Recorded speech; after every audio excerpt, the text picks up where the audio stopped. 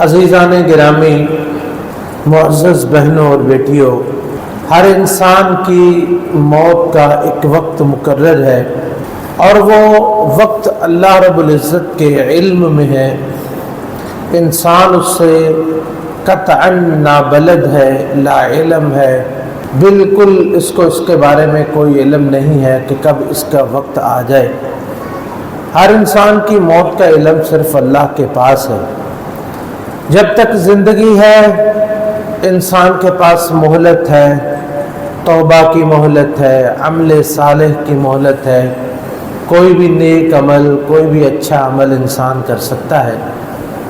لیکن جیسے ہی اس کی مہلت ختم ہوگی، اس کا عمل بھی اس کے ساتھ ہی ختم ہو جائے گا۔ پھر اس کے بعد سوائے حسرت کے اور کچھ بھی باقی نہیں رہے گا، اور وہ حسرت انسان کے ہر مرحلے میں اس کے ساتھ ہوگی۔ سب سے پہلی حسرت تو اس کی موت کے وقت ہوگی، جیسا کہ اللہ رب العزت نے ذکر فرمایا قرآن کریم میں کہ یا ایھا الذین آمنوا انفقوا مما رزقناکم من قبل ان یأتی احدکم الموت فیقول رب لولا اخرتنی الی اجل قریب فاصدق واکن من الصالحین، کہ اے ایمان والو اس سے پہلے خرچ کر لو کہ جب موت آ جائے گی، موت کے آنے سے پہلے خرچ کر لو۔ من قبل ان یأتی احدکم الموت، فیقول تو کیا ہوگا جب موت آئے گی، پھر کہے گا ربی لولا اخرتنی الی اجل قریب، اللہ مجھے تھوڑی سی مہلت دے دو، فاصدق میں صدقہ کروں، واکن من الصالحین اور میں صالح لوگوں میں شامل ہو جاؤں۔ زندگی میں انسان سمجھتا ہے کہ یہ جو میرے پاس مال ہے، دولت ہے، پیسہ، یہ میرا ہے، لیکن اس کو پتہ نہیں ہے کہ یہ اس کا کچھ بھی نہیں ہے۔ ادھر موت آئی، ادھر اس کا سب کچھ ختم ہو۔ اس کا مال کون سا ہے؟ اس کا مال جو کھا لیا، پی لیا، پہن لیا، اوڑھ لیا، یا اپنے ہاتھوں سے صدقہ کر کے اپنے لیے ذخیرہ کر لیا، یہ اس کا مال ہے۔ اس کے بعد قبر میں جائے گا، وہاں بھی حسرتیں ہی حسرتیں ہوں گی۔ ابو ہریرہ رضی اللہ تعالیٰ عنہ روایت کرتے ہیں کہ ان رسول اللہ صلی اللہ علیہ وسلم مر بقبر فقال من صاحب هذا القبر، کہ نبی علیہ السلام ہم صحابہ کے ساتھ قبرستان سے گزرے یا کہیں سے گزر رہے تھے تو ایک قبر رستے میں آئی۔ آپ نے پوچھا کہ یہ قبر کس کی ہے؟ لوگوں نے بتایا کہ یہ فلاں ابن فلاں کی قبر ہے۔ آپ نے فرمایا کہ رکعتان احب الی ھذا من بقیۃ دنیاکم، اس شخص کو تمہاری پوری دنیا سے، اس کے مال سے، اس کی دولت سے کوئی دلچسپی نہیں ہے۔ اس کی تمنا فقط اتنی ہے کہ اللہ رب العزت اسے اتنی زندگی دے دے کہ وہ 2 رکعت نماز پڑھ کے پھر دوبارہ فوت ہو جائے، صرف 2 رکعت نماز۔ ہمارے پاس کتنی مہلت ہے، کتنی رکعتیں، کتنی نمازیں ہم ضائع کرتے ہیں۔ اور یہی حسرت روز قیامت بھی ہوگی، جب حسرت، ندامت اس قدر اپنے انتہا کو پہنچ جائے گی کہ انسان اپنے سگے رشتوں کو بھول جائے گا، کہ دنیا میں جس کی خاطر مال بچا کے رکھتا ہے، یہ مال میں نے اللہ کے راستے میں خرچ نہیں کرنا، یہ بچوں کے لیے ہے، یہ فلاں کے لیے ہے، یہ فلاں کے لیے ہے، اس میں کوئی شک نہیں، ضروری اخراجات چاہیے، لیکن اس حد تک کہ انسان اللہ کے راستے میں خرچ کرنا ہی چھوڑ دے، یا خرچ کرنے کی باری آئے تو جناب جیب سے 10 روپے اور 100 روپے کے نوٹ سے بڑا کوئی نوٹ ہی نہ نکلے، اور بچوں پہ خرچ کرنے کی باری آئے تو ایک کھانے پہ ہزاروں لٹا دیے جائیں۔ تو روز قیامت یہی اولاد جس کے لیے اتنا کچھ انسان کرتا ہے، اللہ رب العزت نے ذکر فرمایا کہ یوم یفر المرء من اخیہ، اس دن انسان اپنے بھائی سے بھاگے گا، وہ امہ و ابی، ماں سے، باپ سے، اور اپنی بیوی سے، وہ صاحبتہ و اخی، اور اپنے خاندان سے، سب سے دوڑے گا۔ کیوں دوڑے گا؟ کس طرح دوڑے گا؟ کیا وہ ان کو پہچانے گا نہیں؟ کیا وہ ان کو جانے گا نہیں؟ کیا ایک دم اجنبی بن جائے گا؟ تفسیر ابن کثیر اکرمہ رحمہ اللہ کا قول امام ابن کثیر نے نقل فرمایا، فرماتے ہیں کہ یلقى الرجل زوجتہ، کہ روز قیامت ایک شخص اپنی بیوی کو ملے گا اور پوچھے گا اپنی بیوی سے کہ میں تیرے لیے کیسا شوہر تھا؟ وہ کہے گی تو بہت ہی اچھا انسان تھا، تو نے دنیا میں مجھے بہت سکھ دیا، بہت آرام دیا، بڑا اچھا وقت گزرا تیرے ساتھ۔ تو وہ کہے گا اچھا پھر مجھے صرف ایک نیکی عطا کر دو۔ وہ کہے گی کہ تھا تو یہ بہت چھوٹی سی چیز ہے جو تو نے مانگی ہے، لیکن جس چیز سے ڈر کے تو نے نیکی مانگی ہے نا اس کا ڈر مجھے بھی ہے، مجھے بھی ڈر ہے کہ کہیں جہنم میں نہ جاؤں، میں تجھے نیکی نہیں ایک بھی نہیں دے سکتی۔ اسی طرح انسان اپنے بیٹے کو ملے گا اور کہے گا بیٹا میں نے کیسے زندگی گزاری تیرے ساتھ؟ وہ کہے گا ابا جی آپ نے بچپن سے لے کے اپنی زندگی تک میرے ساتھ احسان ہی احسان کیے، نیکی نیکیاں کیے۔ کہے گا بیٹا ایک نیکی کی ضرورت ہے۔ کہے گا ابا جی آپ بھی تو جہنم سے ڈرتے، مجھے بھی جہنم سے ڈر لگتا ہے۔ پھر اسی طرح بیٹا باپ سے پوچھے گا کہ ابا جی میں نے آپ کے ساتھ کیسا وقت گزارا؟ کہے گا بیٹا تو بڑا ہی صلہ رحمی کرنے والا تھا، ابا جی ایک نیکی چاہیے۔ کہنے لگا نہ بیٹا نہ، ایک نیکی آج میں کسی کو نہیں دے سکتا، کوئی بھی نہیں۔ انبیاء کرام وہاں پہ سوائے رسول اللہ صلی اللہ علیہ وسلم کے سب کہیں گے نفسی نفسی، بس میری اپنی جان میری اپنی جان۔ تو اس وقت ایک نیکی کوئی کسی کو نہیں دے گا۔ تو کیوں نہ جب تک زندگی ہے ہم خود ہی، ابھی ہماری زندگی باقی ہے، زندہ ہے نا ابھی ہم سب بیٹھے ہوئے، تو کیوں اپنے ہاتھ سے وہ نیکیاں نہ کر جائیں کہ جو ہمارے کام آئے یا ہمارے مرنے کے بعد بھی ہمارے کام آئے۔ یہ سب سے اہم ہے، یہ اس سے اہم ہے کہ ایسی نیکیاں جو مرنے کے بعد بھی انسان کے کام آئے، ایسی نیکی کر دیا چاہیے نا، ورنہ مال مرنے کے بعد کس کے کام آئے گا؟ بیوی ہے تو اس کے کام آئے گا، اولاد ہے تو اس کے کام آئے گا، رشتہ دار ماں باپ ہے تو اس کے کام آئے گا، وہ اس کے کام نہیں آئے گا۔ اس کے کام کون سا کام آئے گا؟ اس کے وہ جو اس نے اپنے ہاتھوں سے جو نیکیاں کر لی ہیں۔ تو رسول اللہ صلی اللہ علیہ وسلم کی ایک حدیث ہے، وہ ہم انشاءاللہ العزیز آپ کے سامنے پڑھتے ہیں اور اس کی تھوڑی سی جو ہے وہ وضاحت کرتے ہیں کہ انسان کو مرنے کے بعد کون سے اعمال ہیں جو اس کے کام آتے ہیں۔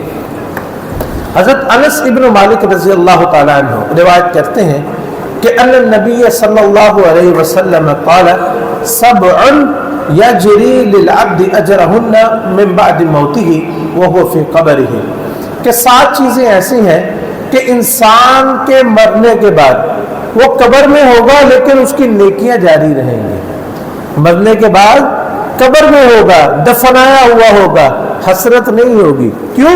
کہ نیکیاں تو اس کی جاری ہیں، نیکیاں اس کی بڑھی جا رہی ہیں، وہ مر بھی گیا ہے، اس دنیا سے چلا بھی گیا ہے۔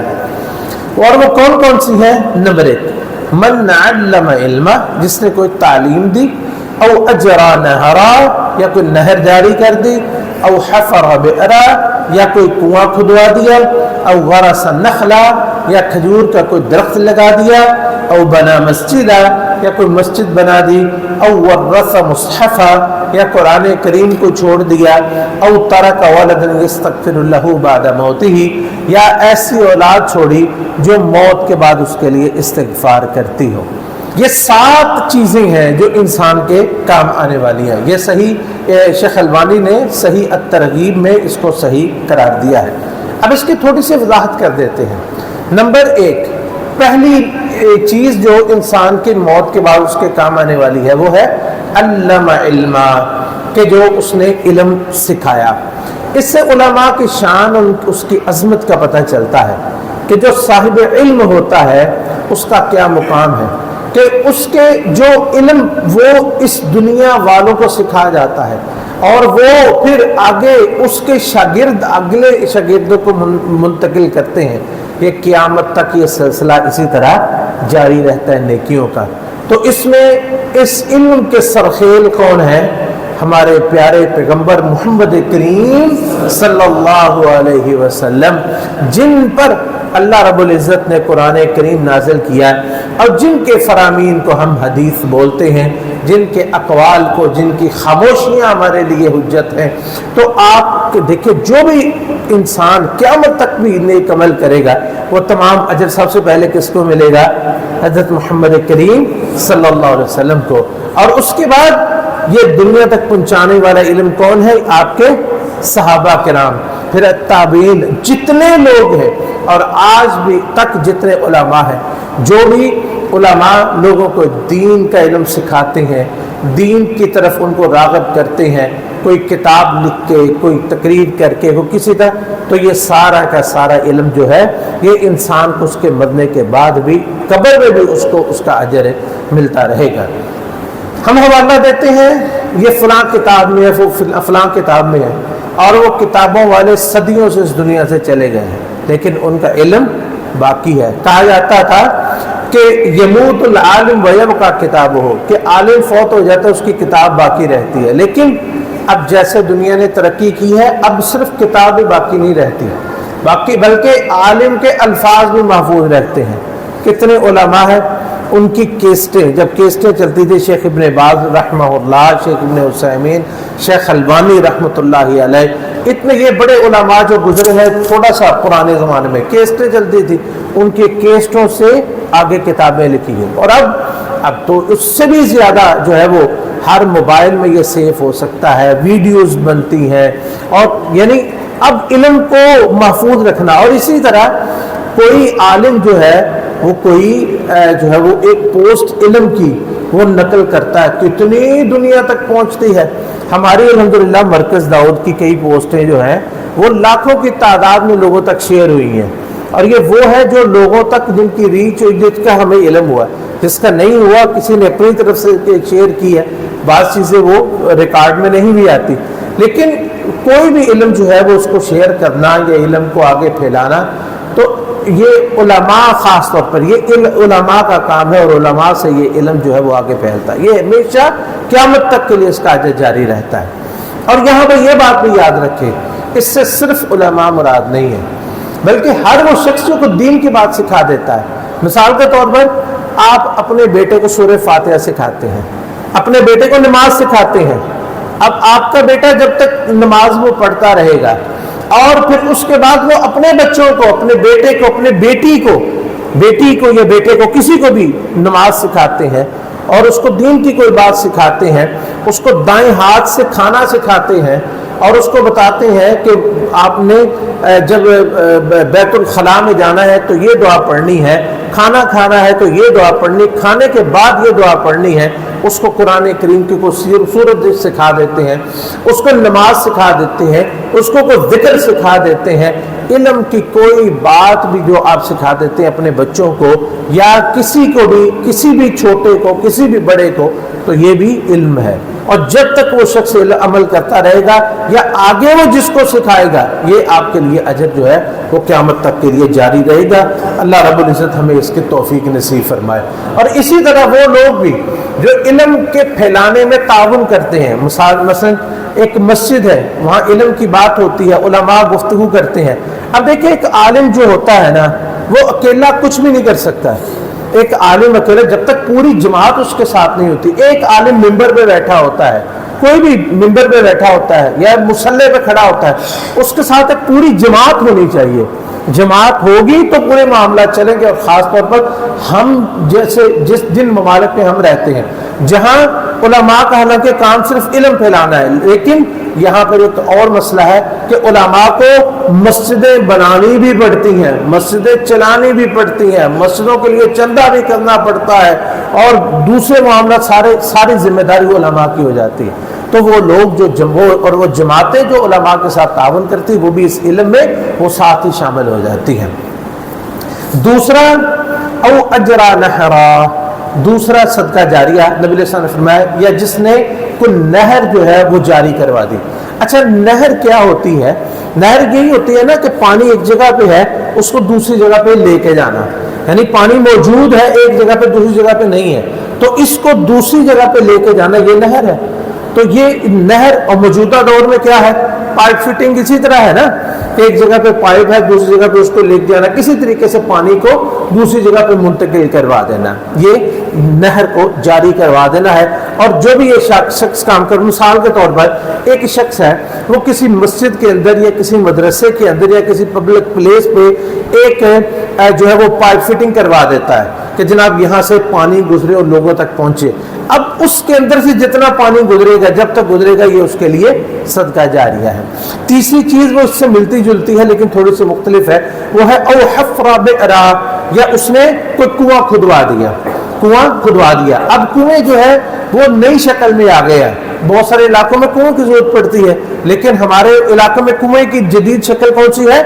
بور کرنا، یہ بور کرنا یہ کنواں ہی ہوتا ہے نا، چھوٹا کنواں ہو جاتا ہے، یا اسی طرح اس کے اوپر موٹر فٹ کروا دینا، یا اسی طرح کہیں واٹر پلانٹ جس طرح یہ الحمدللہ لگا ہوا ہے واٹر پلانٹ لگوا دینا، یا اس میں تعاون کر دینا، یا کہیں پہ واٹر کولر رکھوا دینا، یا کہیں پہ نلکا لگوا دینا. اور اس کے یہ صرف انسانوں کے لیے نہیں بلکہ جانوروں کے لیے بھی کہیں پہ پانی رکھنا، جانوروں کے لیے کو پانی پلانا، یہ اس میں بھی اجر ہے. آپ نے وہ مشہور حدیث سنی ہے کہ وہ ایک پیشہ ور عورت جو تھی کہ جو صرف یہ نہیں کہ وہ کبھی کبھی گناہ بلکہ پیشہ تھا اس کا یہ گناہ ہی کرنا اور اسی سے وہ کماتی تھی.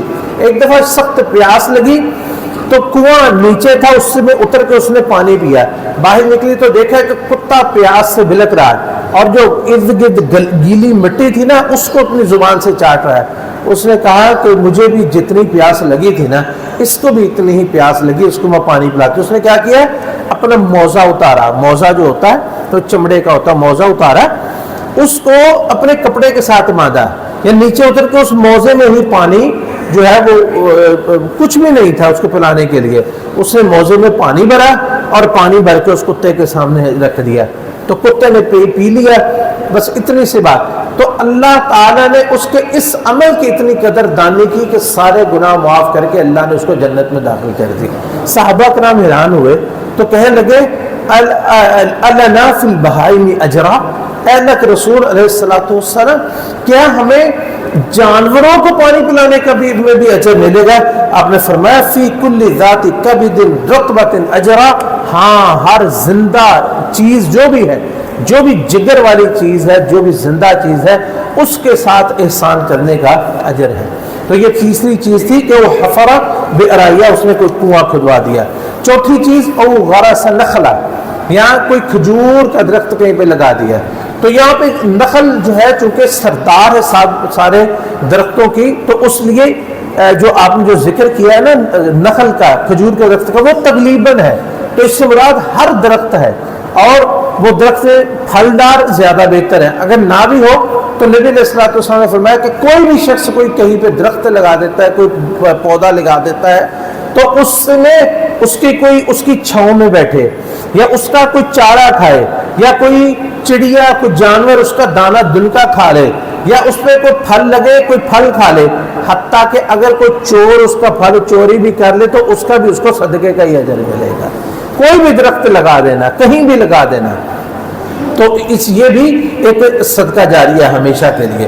اور یہ درخت لگانا اتنا بڑا اجر کہ نبی علیہ الصلوۃ والسلام نے فرمایا کہ اگر آپ تم میں سے کسی کے ہاتھ میں پودا ہو اور اس کو پتہ چلے کہ قیامت قائم ہو گئی ہے تو اس کو چاہیے کہ وہ پودا پھر بھی زمین میں لگا دے، حالانکہ اس کا کوئی جو ہے اس کے بعد قیامت کے بعد کیا ہے، لیکن ہم نے فرمایا پھر بھی اس کو چاہیے کہ وہ پودا زمین میں لگا دے. یعنی اتنا اجر ہے اور اتنا جو ہے وہ یہ اچھا کام ہے.